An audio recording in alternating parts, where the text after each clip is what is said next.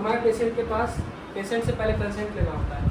Legal तरीका बता रहे हैं, जो आप अब्रॉड के कंट्रीज में जाइएगा चाहे कहीं भी जाइएगा, एक स्टैंडर्ड होता है, मेंटेन करना होता है।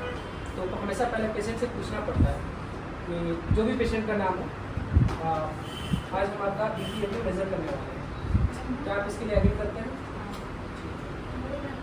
ठीक है। उसके बाद ये हमारा है, क्या बोलते हैं इसको? हम लोग क्या मेजर करते हैं इसमें? क्या? ब्लड प्रेशर का क्या? कौन सा? Systolic and diastolic. सिस्टोलिक और डायस्टोलिक। सिस्टोलिक प्रेशर क्या होता है? वो फर्स्ट वाला सिस्टोलिक होता है, हार्ट से रिलेटेड है हमारा। पेशेंट बोलता नहीं है। कॉन्ट्रैक्शन होता है, कॉन्ट्रैक्शन नाम सुने ना आपने? हाँ, तो ये सब बाद में डिस्कस करेंगे। अभी हम लोग बिहेव लाइक अ प्रोफेशनल। तो पहले हम लोग जान लेते हैं सिस्टोल और डायस्टोल प्रेशर को हम लोग मेंटेन कर, हम लोग मेजर करते हैं। सॉरी, और सिस्टोल प्रेशर का नॉर्मल रेंज क्या है और डायस्टोल का 80। तो टोटल क्या सिस्टोल और डायस्टोल का दोनों का मिला के बोलेंगे mmHg प्रेशर है नॉर्मल। अगर 120/80 से अगर ऊपर जाता है तो क्या होगा? हाइपरटेंशन। हाइपरटेंशन क्या होगा? हाइपरटेंशन में क्या होता है? बीपी 120 से वेरी गुड। और 110/70 अगर इतना हो गया तो क्या बोलेंगे इसको? हाइपो बोलेंगे। ठीक है, एवरेज में हाइपो बोल सकते हैं हम लोग, हाइपो में ही हो गया बेसिकली।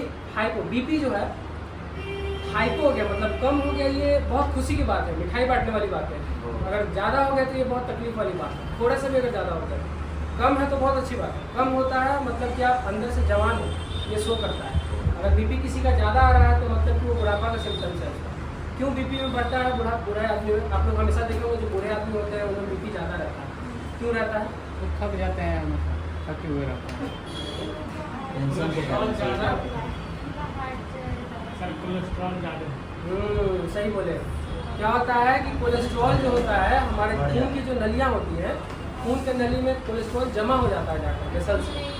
हाँ, प्लेक जिसको बोलते हैं, प्लेक एक टर्म है जो कि खून के नली है। नली मतलब कहने का मतलब आर्टरी और वेन जो होते हैं, इसमें जितने कोलेस्ट्रॉल होते हैं वो जाके जमा हो जाते हैं। अब जमा होने के कारण रास्ता क्या हो गया? पतला। रास्ता क्या हो गया? पतला हो गया। रास्ता पतला हो गया तो प्रेशर बढ़ेगा कि घटेगा? आप कभी देखे हैं कार क्या बाइक धुलवाने जाते होंगे वॉशिंग सेंटर पे, तो एक बाल्टी पानी रहता है, लेकिन उसको इतना फोर्स से वो लोग करते हैं, एक बाल्टी पानी में पूरे गाड़ी को धो देते हैं। इतना फोर्स रहता है, इतना प्रेशर रहता है। तो क्यों प्रेशर आता है कि उन लोगों का पाइप देखिएगा पूरा पतला रहता है और प्लस मोटर से वो प्रेशर जनरेट करते हैं। तो वैसे ही हमारा मोटर हार्ट है, प्रेशर को जनरेट कर रहा है और वेसल्स को नैरो नहीं होना चाहिए, वेसल्स डायलेट होकर रहता है तो इजीली फ्लो कर सकता है ब्लड। लेकिन क्या होता है, हम लोग का अनहेल्दी लाइफ स्टाइल है आजकल, पिज़्ज़ा बर्गर मोमो वगैरह मोमोज वगैरह ये सब खाते हैं, तो उसके कारण क्या होता है कि पूरे वेसल्स में वो कोलेस्ट्रॉल जाकर जमा हो जाता है। अब जमा होने के बाद क्या होगा कि जो आपका ब्लड फ्लो है वो ब्लड फ्लो प्रॉपर्ली हो नहीं रहा है, ऑब्स्ट्रक्शन हो रहा है। ऑब्स्ट्रक्शन होने के बाद क्या होगा? प्रेशर बढ़ेगा वेसल्स का, प्रेशर बढ़ेगा। अब इसी में कभी आप लोग टर्म सुनोगे हेमरेज, जिसको ज़्यादा बीपी होता है हेमरेज, वही वेसल्स जो है ज़्यादा प्रेशर के कारण फट जाता है, फट जाएगा तो इंटरनल ब्लीडिंग होने लगता है, उसी को हेमरेज बोलते हैं। आज से पहले आप लोग नाम सुना था? हेमरेज में क्या जानते थे आप लोग? फट जाता है, फट जाता है, इंटरनल ब्लीडिंग हो जाता है, तो होता है बीपी बढ़ने का, थ्रोम्बस हो जाता है। चलिए तो ठीक है, इनसे आप कंसेंट ले लिए। हमारी पेशेंट है, उन्होंने बता दिया कि ठीक है कोई प्रॉब्लम नहीं है, आप मेरी बीपी ले सकते हैं। हमेशा बीपी है, आप अगर सुपाइन पोजीशन में, पेशेंट कौन से पोजीशन में है? इस पोजीशन में अगर बीपी को लेते हैं तो हमेशा देखना है ये जो लेवल है, ठीक है, और इसका लेवल दोनों का बराबर होना चाहिए। पहली बात, पेशेंट अगर बैठा भी है चेयर पे, ऐसे चेयर पे बैठ के नहीं लेना चाहिए, रीडिंग थोड़ा बहुत इधर उधर हो जाता है। ज़्यादातर यही है कि सुपाइन पोजीशन में आराम से इसको रखें, लेवल मेंटेन करना है दोनों का, ऊपर नीचे नहीं होना चाहिए। अगर ये ऊपर हो गया तो भी रिपोर्ट न, इसका जो रीडिंग आएगा वो भी गड़बड़ है, और ये नीचे हो गया तो भी रीडिंग गड़बड़ आएगा, इसलिए बराबर इसको लेवल में रखना है।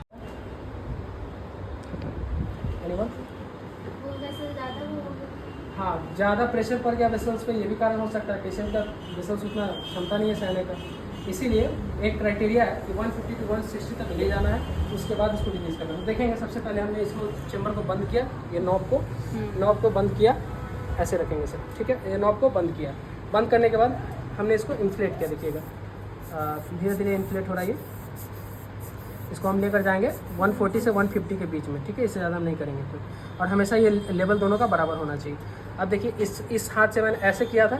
अब देखिए बहुत लोग जिनका राइट हैंड डोमिनेंट होता है तो वो क्या करेंगे, इसको ऐसे शिफ्ट कर लेंगे, क्योंकि ताकि ये बाल को आगे की तरफ खोलना है तो ईजी रहेगा। बहुत लोग क्या करते हैं, ऐसे खोलते हैं तो ऐसे ज़्यादा खुल जाता है। ऐसे खोलना है कि ताकि कंट्रोल में खुले। देखिए धीरे धीरे हम प्रेशर को रिलीज़ करेंगे। कान में स्टेथो लगा लेते हैं ताकि आवाज़ आ सके उनको, और स्टेथो को पोजीशन यहाँ पे डालना है, ठीक है, इस रीजन में, ठीक है। और थंब का यूज़ नहीं करना है थंब में, क्योंकि हमारा ऑलरेडी प्रिंसिपल आर्टरी होता है। देखिए इसको प्रेशर को रिलीज करेंगे।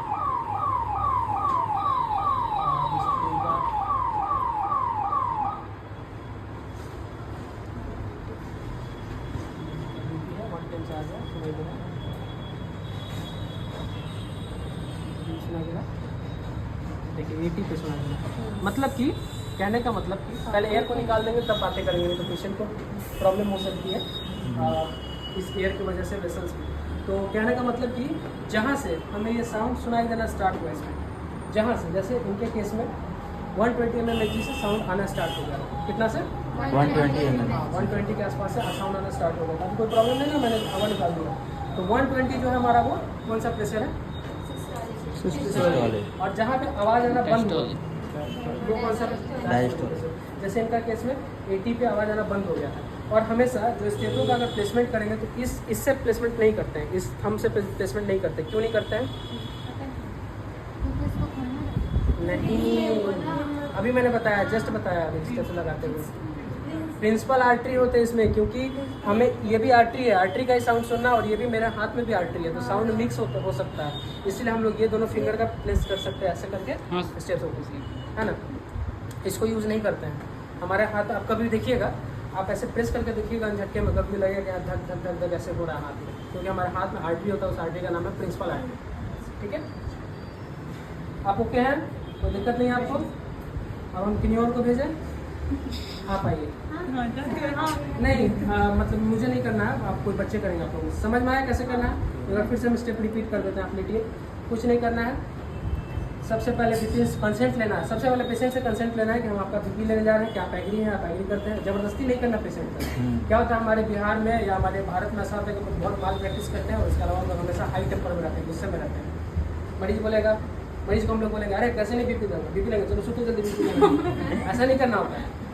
स्टैंडर्ड मेंटेन करिए। पूछना है कि क्या हम आपका बीपी ले सकते हैं, तो पेशेंट बोलेगा हाँ ले सकते हैं। हाँ बोलो, क्योंकि पेशेंट का प्रायोरिटी मैटर करता है यहाँ पे पेशेंट के लिए, क्योंकि आप पेशेंट के लिए ही काम कर रहे हैं। कोई भी हॉस्पिटल में डॉक्टर हो या चाहे कोई भी स्टाफ या नर्सिंग ऑफिसर हो सब। तो आइए, ऐसे ही बांधना है। आप लेटिए, आप कहीं जाइए, आइए, चलिए आपको मौका दे रहे हैं। आपको लेटा, आपको बस ये करना है, पंप करना है, तो वही करना ही है। तो पेशेंट लेटा हुआ है, चलिए चलिए बच्चा, कहाँ तक करना है पंप देख लीजिएगा।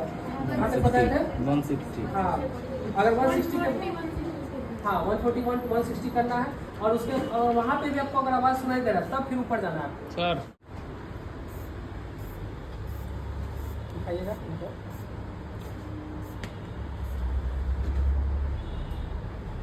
बस अब प्रेशर को यूज़ करें। मैंने आपको खोलने का टाइम क्या बताया था? रोटेट कर लेना है, ताकि डोमिनेट हेड जो होता है, ये सब छोटी छोटी चीज़ें आपको कोई बताता नहीं है, लेकिन मैं बता रहा हूँ।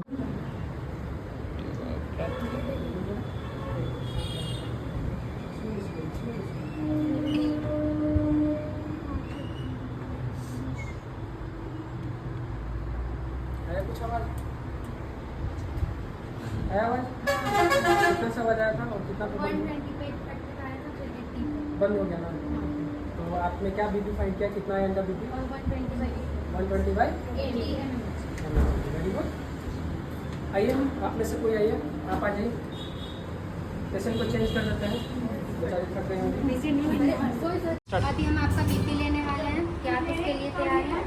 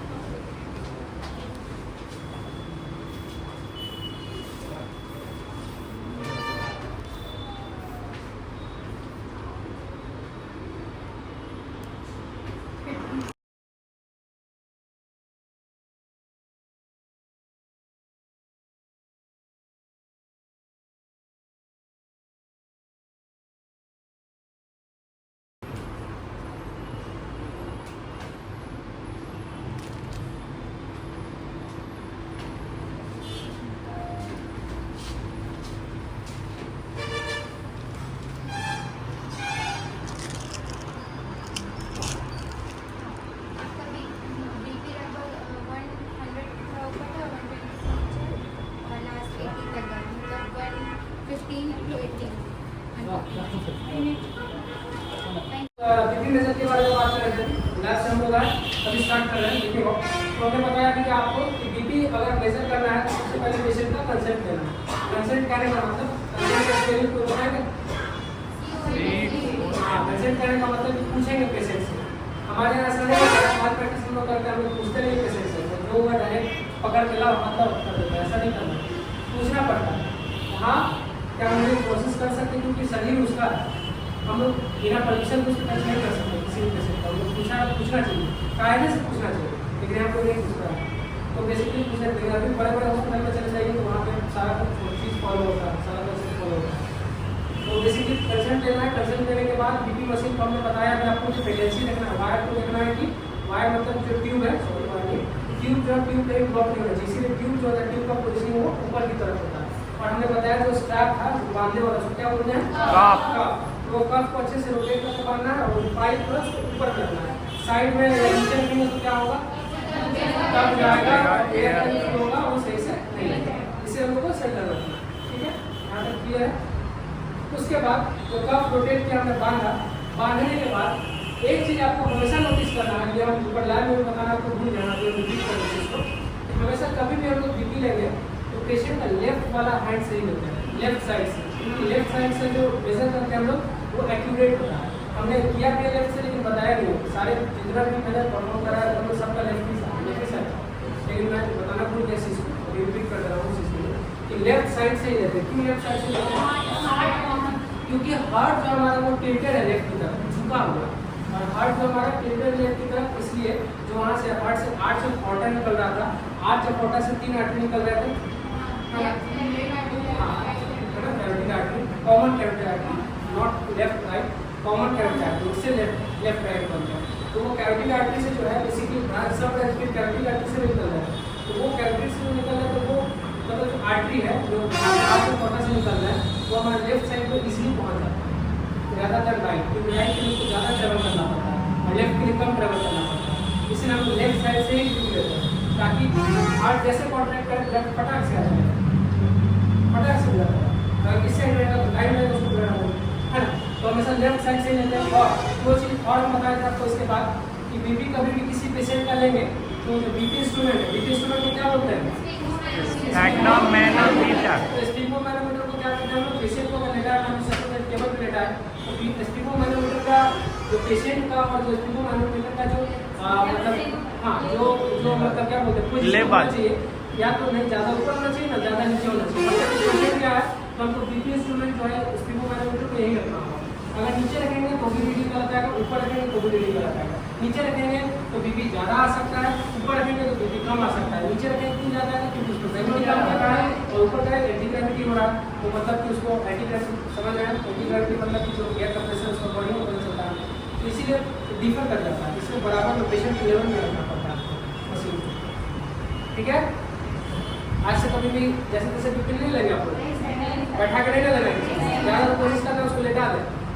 बैठा के लेना भी है तो जो हाथ में इंस्ट्रूमेंट रहेगा उसको एकदम रेंज पे रखना। मान लीजिए अगर यहाँ पैसे बैठे हुए तो जो यहाँ को कब अगर बांधे इंस्ट्रूमेंट किसी के हाइट पर होना चाहिए, तब वो सही नहीं मिलेगा, ठीक है। बीपी हम लोग सब चीज़ सेट कर दिए। अब उसके बाद हम लोग क्या करना है, सबसे पहले चेक करना है कि आपका जो वाल्व है वो वाल्व खुला है कि बंद है, वो आगे की तरफ पूरा एकदम टाइट करना, राइट हैंड में तो इसका राइट डोमिनेट है, राइट साइड से अगर करते हैं जिसका जो वाल्व का जो मुंह होता है वो राइट की तरफ होता है, वो पूरा आगे करने को लॉक हो जाता है। मैंने बताया आपको पूरा आगे करने को चेंबर बंद हो जाता है, तो पूरा आगे करना तो चेंबर बंद, पूरा पीछे करेंगे तो चेंबर खुल जाता है। तो पूरा आगे करने के बाद हम चेक कर लेंगे कि हवा नहीं निकल रहा है, उसको इन्फ्लेट करेंगे। इन्फ्लेट कहाँ तक करना है, 160 से 160 तक करना है, उससे ज़्यादा नहीं करना। अगर कब करना उससे ज़्यादा जब पेशेंट का 160 पे भी बीपी आपको सुनाई दे, धक धक कान में स्टेफोन आया हुआ है, तब उसका उसको ऊपर बढ़ना है।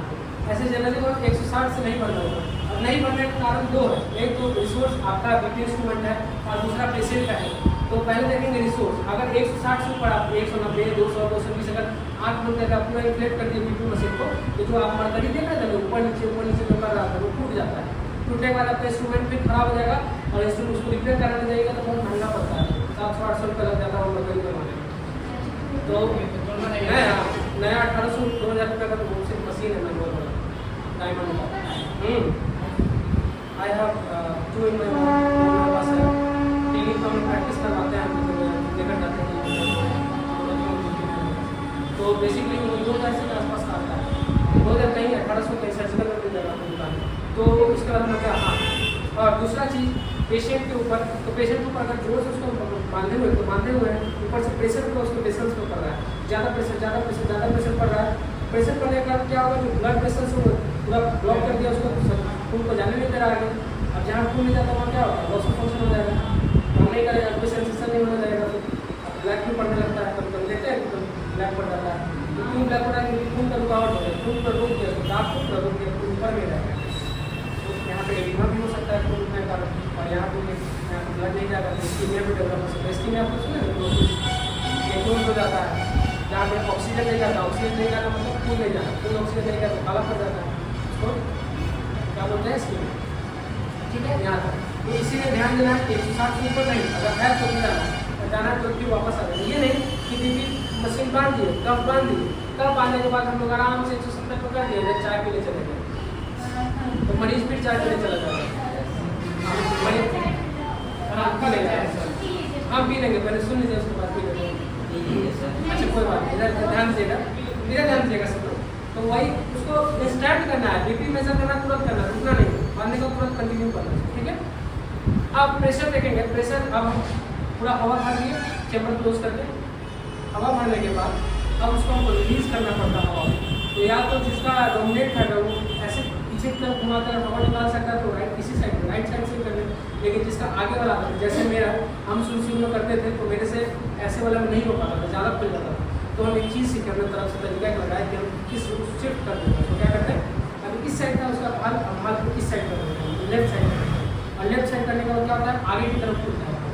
अभी आप प्रैक्टिस कर रहे हैं, देखे होंगे आगे की तरफ खुल रहा है। तो वही शिफ्ट करने का ये कंट्रोल है मेरा, ऐसे मैंने ज़्यादा डोमिनेट है, मतलब देखिए उसमें आप लोग देखिएगा, किसी का इस पर ज़्यादा कंट्रोल रहता है, ऐसे कर दूँगा, किसी का इस पर कंट्रोल रहता है, पीछे कर दूँगा।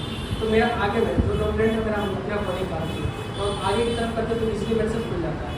वैसे देखिए जितना बार लिए हैं कभी ऊपर डाउन नहीं होगा, आराम से होगा। तो हम शिफ्ट करके फिर आगे की तरफ चैम्बर को खोलते हैं, मतलब चैम्बर नहीं बाल में, बाल को खोलने के बाद जो चैम्बर में हवा है, और इस चैम्बर में हवा था, मतलब जो स्काफ में हवा था वो रिलीज होने लगता है। अब रिलीज होने के बाद एक सडन ऐसा टाइम आएगा कि इतना एयर रहेगा, इतना प्रेशर रहेगा आपके स्काफ में कि आपके जो वेसल्स में जो ब्लड जाकर सर्कुलेट हो रहा है वो फील होने लगेगा, आपको सर्कुलेट हो रहा है, आपको आवाज़ आने लगेगा, ऐसे करके आएगा।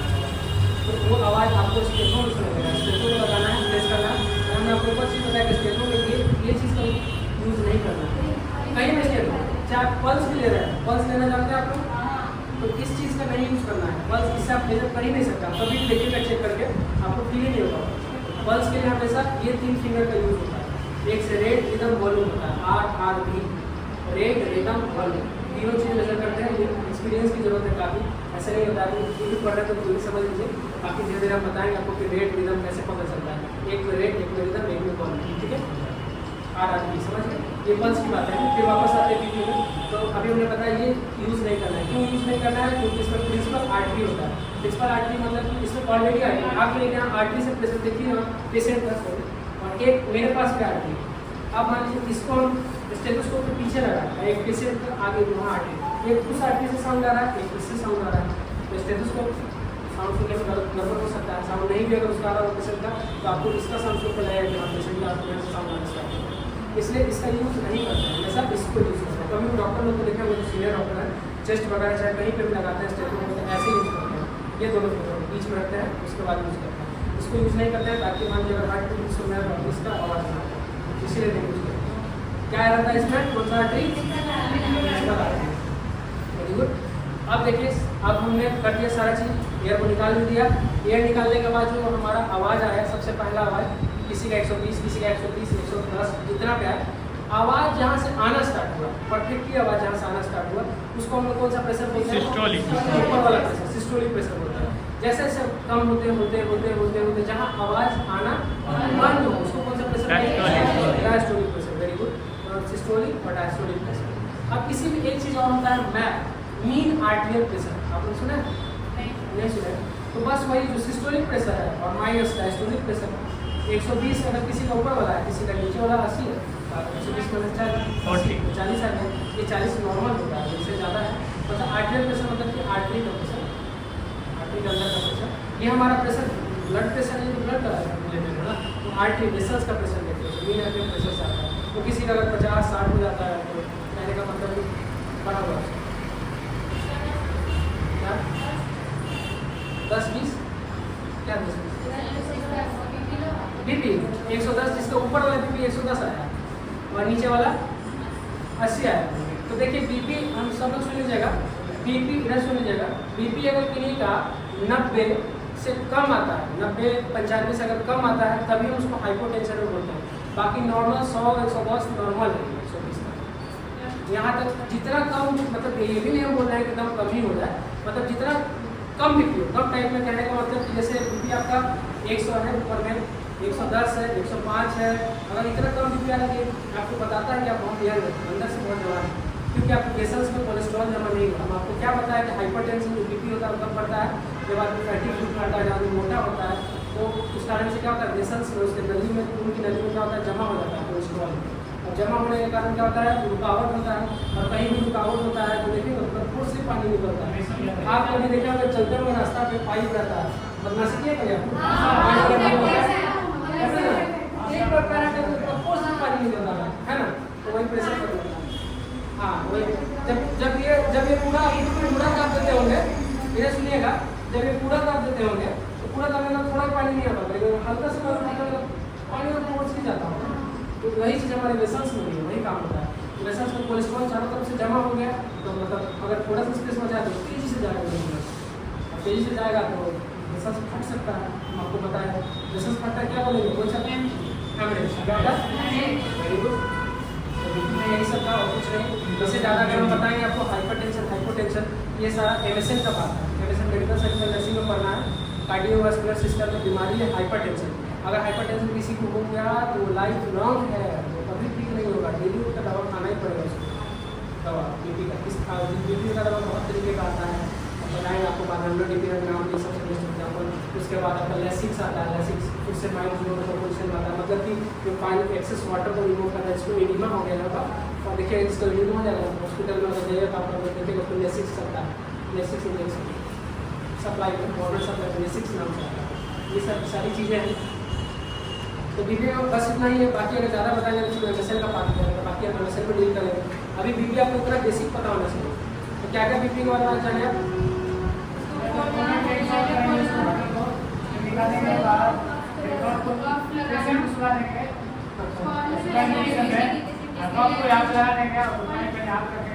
यहाँ से ये जो इसका क्या नाम है, ये जो दवाई का क्या नाम है, एंटीक्यूबेटर से कितना ऊपर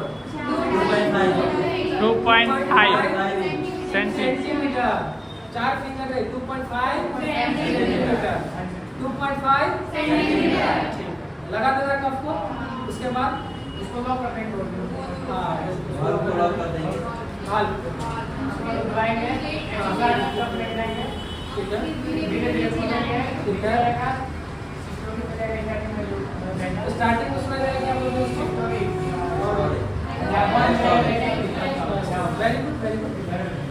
ठीक है। आप पेशेंट से कंसेंट नहीं लिए, पूछे नहीं, सबसे पहला काम है कंसेंट लेना, पेशेंट से पूछना है। पेशेंट बोलेगा नहीं मेरा मूड नहीं है, अभी बीपी नहीं लेना, जाओ तो आप जिद नहीं कर, ऐसे भी नहीं कर सकते, छोड़ना भी नहीं कि ठीक है जाओ मरो, ऐसा भी नहीं बोलना है, ऐसा भी नहीं बोलना है कि ठीक है जाओ मरो। समझाना पेशेंट को, वो पेशेंट क्यों है, क्योंकि वो दिमागी रूप से बीमार है, वो मानसिक रूप से बीमार है, वो शारीरिक रूप से बीमार है, तभी वो पेशेंट है। हम लोग क्यों हेल्थ नर्सिंग ऑफिसर है, हम लोग क्यों मतलब मेडिकल सेक्टर में, क्योंकि हम लोग दिमागी रूप से बीमार नहीं है, हम लोग शारीरिक रूप से भी बीमार नहीं है, तभी हम लोग नर्सिंग सेक्टर में नर्सिंग ऑफिसर है। लेकिन हम लोग पेशेंट रहते हैं, इसलिए हम लोगों का काम है कि समझाना है। क्या करना है, पेशेंट को समझाना है। उसको समझाना कैसे समझा सकते हैं, बीपी ले रहा है तो उसको समझाना ऐसे है कि देखिए अगर आप बीपी नहीं मेजर करवाना चाह रहे हैं, नहीं करवाइएगा, आपका बीपी बढ़ता है, आप बोलते हैं आपको ऐसा लगता होगा कि बीपी बढ़ने से कुछ होता नहीं है, आपको एग्जाम बता देना है कि हाँ ऐसे बहुत सारे पेशेंट हमारे पास आते हैं, हमारा डेली का काम है कि जो बोलते हैं कुछ नहीं, एक बार बीपी आता है हेमरेज होता है, मर जाते हैं, देन में ब्लड नहीं जाता है, यहाँ का मान लीजिए वेसल्स किसी का फट गया, देन ब्लड जाएगा नहीं, वो वैसे ही मर गया, कोई काम करना नहीं। ये सब समझाना है, कन्विंस करना है, ठीक है। ब्रेन ट्यूमर बताते हैं इसके बाद ब्रेन ट्यूमर को आपका कैंसर ऑन्कोलॉजी में करना है। ठीक है ऑन्को किसी का बीपी से कुछ नहीं? ठीक है ठीक है